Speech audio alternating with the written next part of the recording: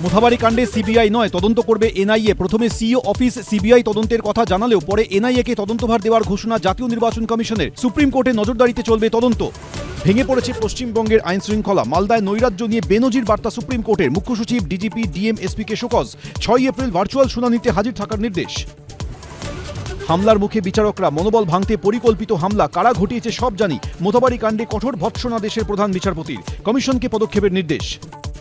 We are attacked by bricks. ভয়ঙ্কর মোথাবাড়ি। ঘন্টার পর ঘন্টা আটকে বিচারকরা। খাবার নেই, জল নেই। ব্লক অফিস ঘিরে শয়ে শয়ে বিক্ষোভকারীরা। রাস্তায় গাড়িতে আটকে আরেক মহিলা বিচারক। ভবানীপুর জিতলেই পরিবর্তন। শুভেন্দুর মনোনয়নে এসে শর্টকাট বার্তা অমিত শাহের। रोहानी पुल वाले एक ही सीट जिता दे तो परिवर्तन हो जाएगा। মনোনয়ন ঘিরে দিকে দিকে উত্তেজনা। কোচবিহারে কংগ্রেস বিজেপি বচসা। দিনহাটায় তৃণমূল বিজেপি স্লোগান যুদ্ধ। অধীরের মনোনয়নের সময় জয় বাংলা স্লোগান তৃণমূলের। এসআইআর এর অষ্টম সাপ্লিমেন্টারি লিস্ট প্রকাশ। এখনো পর্যন্ত 52 লক্ষের নিষ্পত্তি। জয়নগরে ফের রিটার্নিং অফিসার বদল কমিশনের।